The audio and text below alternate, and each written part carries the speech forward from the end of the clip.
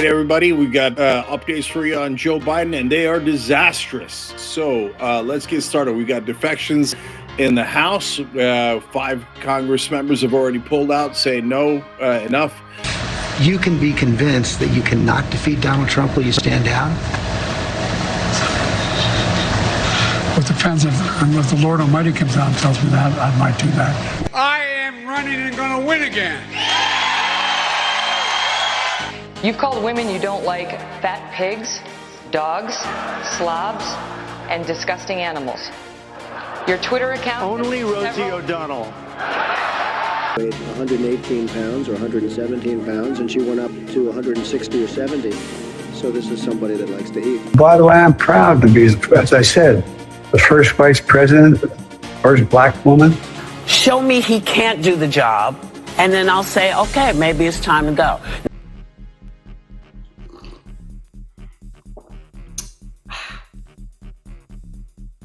Things might not get better, guys. Things might not get better. For real. Thank you. Thank you very much, everybody.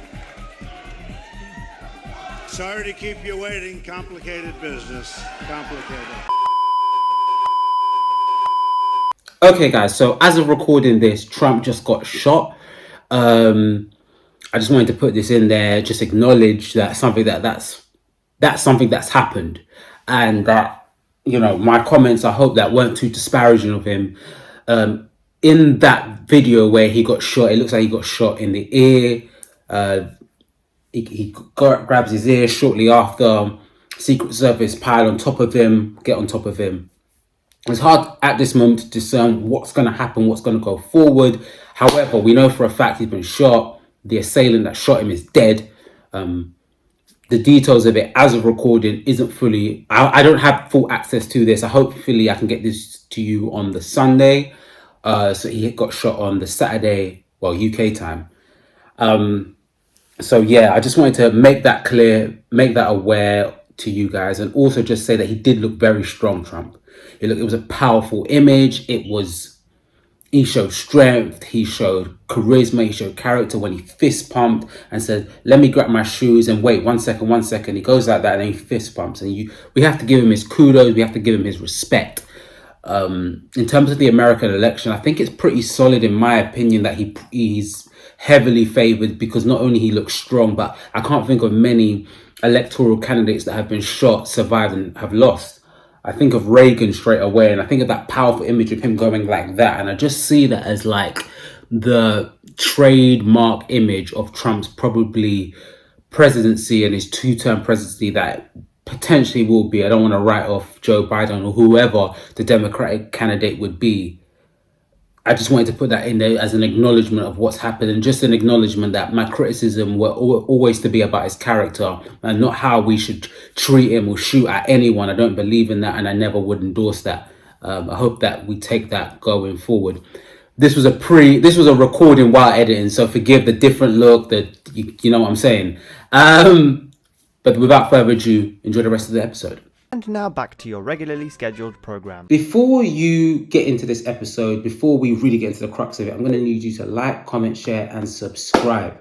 In order to grow this channel, I will need your support. I will need your engagement. If you're already subscribed, please engage, hit the like button, put into the comments any ideas, anything you liked about this episode, anything you want to see covered in the future. If you're not subscribed, subscribe. Why are you not subscribed?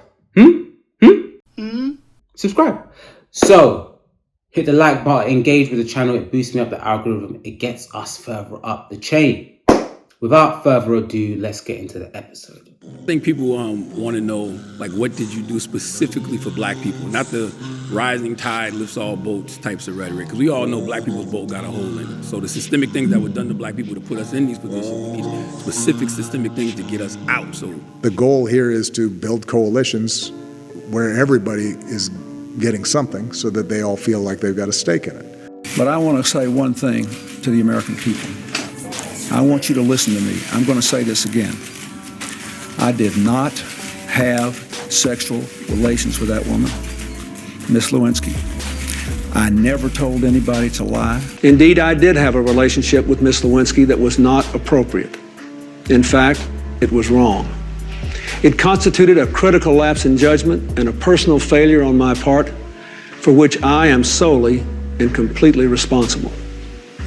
I misled people, including even my wife. There's an old saying in Tennessee, I know it's in Texas, probably in Tennessee, that says, fool me once, shame on you. If fool me, we can't get fooled again. Build that wall. Build that wall. Build that wall. Build that wall. Build that wall. Build that wall. Build that wall. Vice President Harris's ability to beat Donald Trump if she were at the top of the ticket?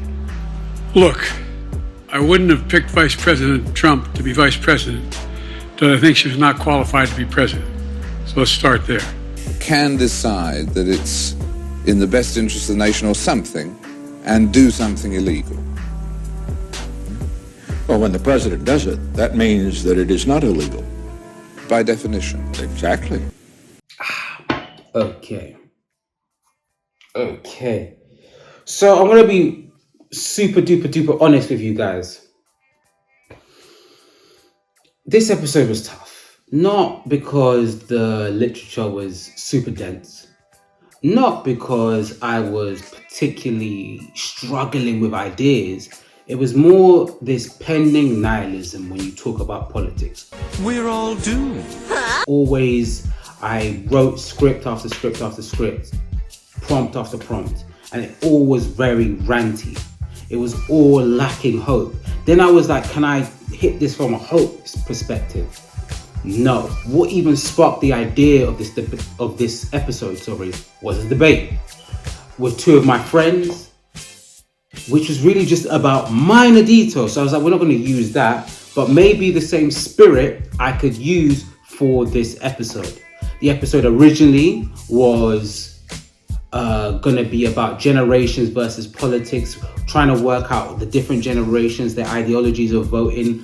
Came to the conclusion throughout the literature that they all face the same nihilism. However, just ideologically and nostalgia keeps some people voting as opposed to others, but that feeling was the same.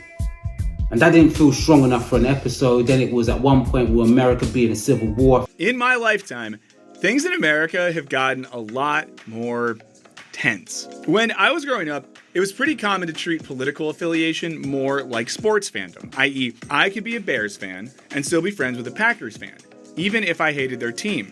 But today, it feels more like I'm a Bears fan and Dad is a Packers fan, so I will not be coming to Thanksgiving dinner this year. Indeed, it's become something of a cliche to say that America is more politically polarized than ever before. But it feels true. I felt like maybe that's too cantankerous. And then I was just like, how did we get here? Hence the title. Politics is dead, but how did we get here? How did we get to a point where options feel this bad? History has a way of repeating itself. So at one point, I was trying to think of a way to start this episode, and it was going to be looking at previous empires and what led to this empire falling. As they come and they go, but for some, their legacy leaves an indelible footprint on the lands over which they ruled. At its height, it seemed like it would rule forever, and today, it's a distant memory. Why did the Roman Empire ultimately fall? Did it meet an enemy too powerful to fend off? Was it undone by an internal conflict? Or did it simply stretch itself too thin? Ancient Egypt fall. So the fall of ancient Egypt, from a royal perspective, when do there stop being kings of Egypt, is really when Egypt gets incorporated into the Roman Empire, when Cleopatra loses the throne.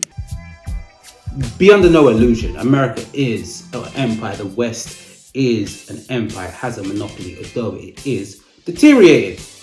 And I just felt like, meh.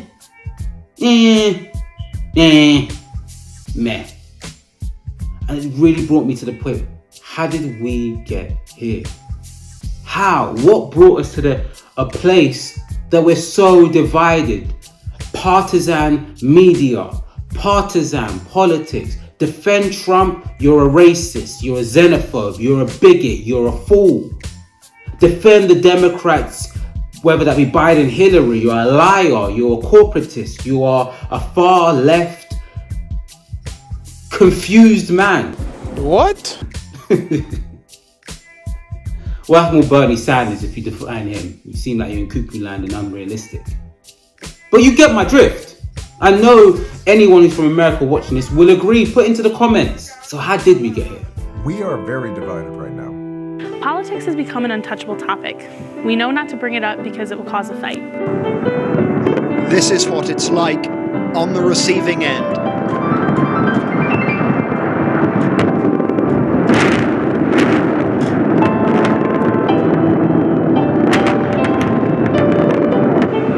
Last night,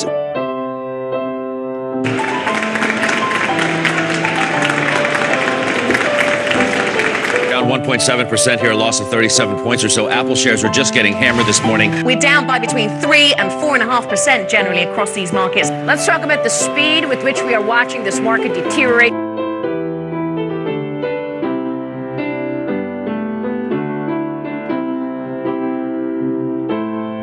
No, it isn't the deregulation of the banks. It isn't Nixon. It isn't post-Iraq war sentiments. When those kind of things happen, where you're constantly in a state of confusion, the seeds of doubt begin to grow and blossom. And where there is doubt and confusion, a strong man full of charisma, charm, bombastic personality comes in and charms the crowd, wins the crowd. With his cult of personality, his selling of hope, hope dealing. Yeah, I couldn't help myself. But that's where the strong man comes in. I know that ain't who I think it is. Yeah, I know you thought I was going in the Trump direction, but it really isn't Trump. It really isn't Trump. Up this morning, things weren't working right. I said I wanna make a change. I said I wanna fight. Obama walked up and said, yes, we can. I said I wanna ride your nuts, cause I think you're the man. Now I'm dick riding. Obama, Obama. Now I'm dick riding. Obama, Obama. Now I'm dick riding. Obama, Obama. Now I'm dick riding. Obama out. Yeah. Obeezy, Obama. Sad, isn't it, that the guy that is somewhat a moderate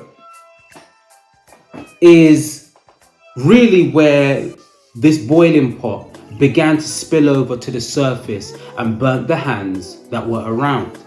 Obama's selling of hope, selling of optimism. The hope of a mill worker's son who dares to defy the odds. The hope of a skinny kid with a funny name who believes that America has a place for him too.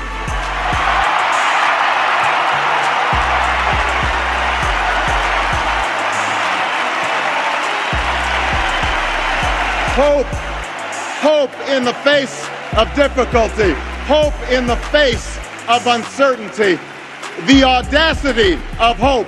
Obama going as far as to say this is a moment for change, and then later after his presidency ends says, when asked what did he do for black people, he's a president for all, while for all say he did very little.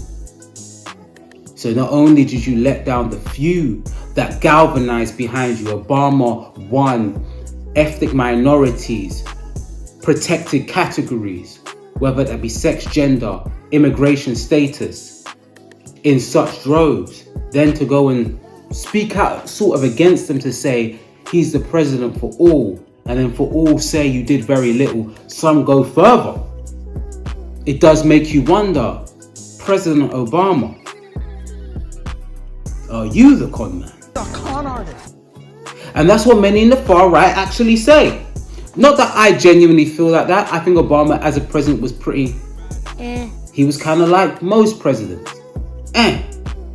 But his selling of hope, his symbolism of being a black man with an Islamic name created heavy division. And it first started with the weaponization of identity politics.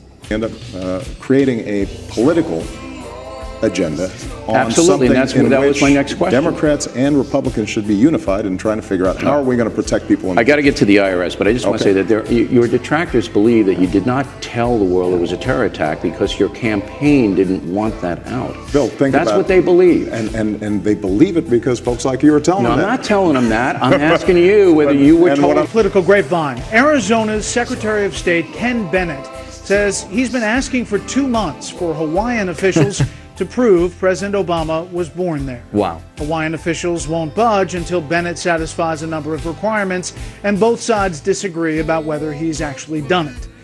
Now, let me go ahead and show you this. This is the two ladies, and we've had doctors on about this. Her shoulders are too wide.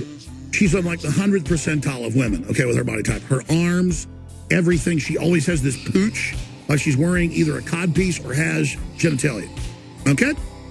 Now, she looks like a man. Like, dude looks like a lady, lady looks like a dude. And this is a funny cartoonist, Ben Garrison, who they're always calling racist and bad. And I mean, I'm sorry, it's true. It's a giant viral video phenomenon for like 8 years that she's a man. All I know is Obama was raised by a tranny in Indonesia. They're into all sorts of stuff. Many of you will look at that conversation between Bill O'Reilly and Obama as a kind of tame conversation, but at the time, I implore you, look at some of the comments, and I will leave a tag in the description about that conversation. Many viewed that conversation as very contentious.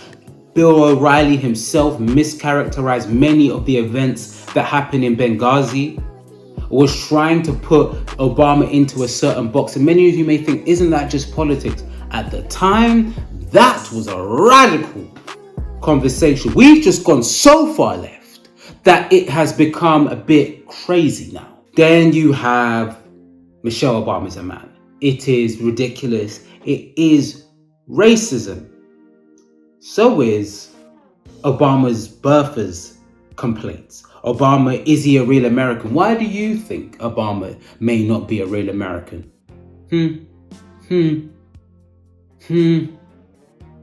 Yeah. However, identity politics was weaponized by the left.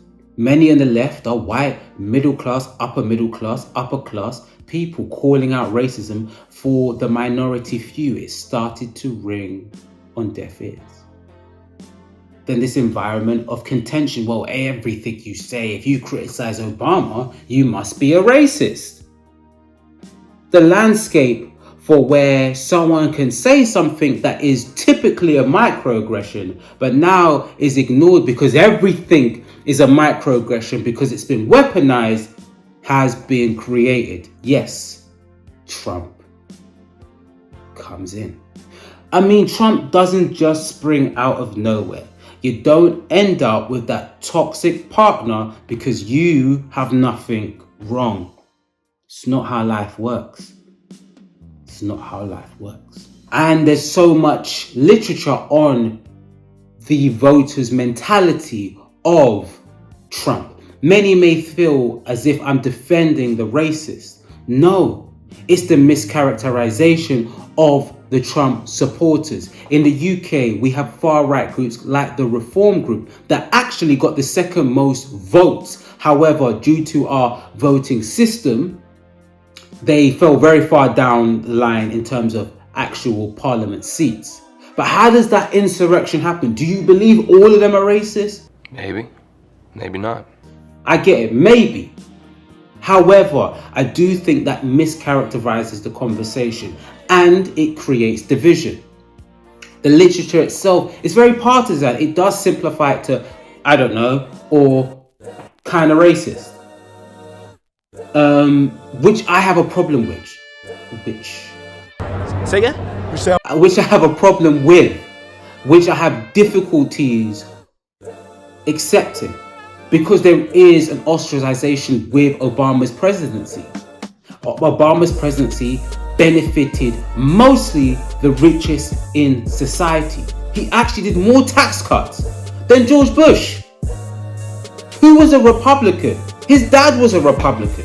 You can't ignore those facts. Obama's presidential campaign raised the most money ever at the time. He was in bed with the corporate donors more than any other president had been prior, making it abundantly clear who was really pulling the strings, brought to the forefront. It was those debates about birther, conspiracy theories, Michelle Obama being a man, brought to mainstream platforms. Alex Jones was almost a advised to Trump, legitimizing the conversation. To have the conversation publicly was to legitimize it. And then we have Trump, who spouted off any talking point that he felt could rile up the crowd. But the crowd needed riling up because they had felt abandoned. The Republican Party had gone far too corporate. And that's how we end up in this environment. In the UK, we have gone through cycles and cycles of promises and never the restoration. Like a revolution, going full circle, repeating itself. This will be our third cycle of long premierships, but with no real change, a few big incidents in it, and then nothing. History is very secular. Very secular. And I'm bringing up to compare that to America, what's going on. And you're seeing the popularists win more and more. The populists gain contention. Even in Britain, you're seeing the populists with the reform campaign rising. And I think the problem with politics is that, and the media and the way in which they discuss it, you know the talking points that CNN will go for, you know the talking points in which Fox News will go for.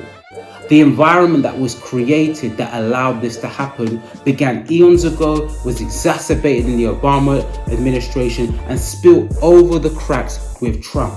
And then you now have a time where they turn around, they force an establishment politician. Ladies and gentlemen, President Putin. In hopes for some normalcy. So from one thing you can say about Trump's presidency is his language, his talking points were divisive, his actual policies were pretty Excited little man. However, we reached a point where they have forced an establishment politician, brought him to the forefront. And in 2020, there was concerns about Joe Biden's mental state. And in 2024, he said, by the way, I'm proud to be, as I said, the first vice president, first black woman, served with a black president. I'm proud of the first black woman in the Supreme Court. There's just so much. Shout out to my black sister, Joe Biden. Shout out to the first black president, Joe Biden. Now, I know that's a somewhat mischaracterization. He got confused about what he's saying, but he's always confused.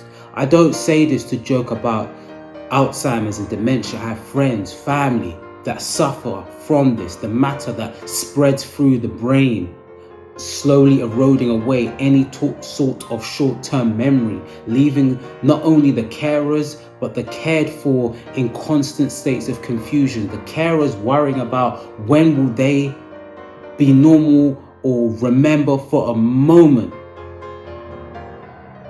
The cared for constantly confused, slowly withering away. Watching someone go through that really is heartbreaking and a hollow fact of how life slowly leaves you as your time approaches to leave this planet, this playing field.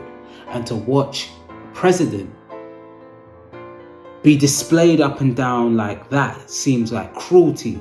But then to be told he's fine, he can still do the job. Now that the first presidential debate has concluded between President Biden and Donald Trump, my assessment is, on the one hand, you had Donald Trump, a ranting, raving lunatic who lied throughout the entire thing. And on the other hand, you had President Biden, who missed many major opportunities, who significantly underperformed and frankly failed to show up. There were some moments where President Biden pushed back, but overall, while President Biden told the truth and tried to answer the questions to the best of his ability, he did not nail the moments that he could have. I think that's an understatement. But meanwhile, if you were watching Donald Trump, I don't think that instilled confidence. I mean, he seemed like a ranting and raving lunatic. The emperor no longer has clothes. Maybe the emperor never had clothes. Maybe he was cloaked well. Maybe he was guarded so well we couldn't tell. But you cannot fool people anymore. Returning me to this point again. What's the silver lining? We're doomed! Doomed! What do you want me to rant and say? Oh, there's this person who said he can't do it. There's this person who said that Biden's senile and has dementia. And he's sick. He's actually sick. Trump is a conservative Republican who will do nothing but serve the interest of the few while creating division and partisan and conspiracies and adversarial environment, which is not healthy for any long-term society. You know, the emperor has no clothes. I suppose the silver lining is that we all know. And a point is coming in this conversation, in these debates, in these elections, where it becomes too starkly obvious that nothing is changing. The face in which we look at may change, but the ideas, the iconography, the ideology, the philosophies really don't waver any different. Points of emphasis may change, but they don't change that different. Joe Biden, Trump, both serve elites. One is a bit more verbally dangerous. The other one is just dangerous in the sense that he is senile. If people in the UK, and I do mean this genuinely, think that Rishi Sunak and Keir Starmer are that different, then good luck to you. There's a reason why reform is growing. And it isn't just racism, like I said, pertaining to Trump. Then, well, we're in trouble. We are in big trouble. However, it is becoming starkly clear. The conversations about this, the literature itself expresses this nihilism. And we all have to buckle up and be ready for that moment. I don't know if it's another COVID-19. I don't know if it'll be another Brexit. I don't know if these wars will insurrect into a place where we no longer can stand as merely spectators. The answers that we are looking for, they will be placed in conversations that are in the heart of them, understanding that we are more alike than not alike. And instead of going for a revolution, we need an evolution. We cannot return to these cycles of division and partisan. Politics, media no longer seem to be for us. Social media seems to exacerbate far right and far left conspiracy theories. And it is time for cooler heads to sit at the table and come to a conclusion. And I wish us all the best. I know that the awakening is coming. I'm hoping. I'd love to know your opinion. Please like, comment, share, and subscribe. I'll see you next week for perhaps a happier or at least a more conclusive ending.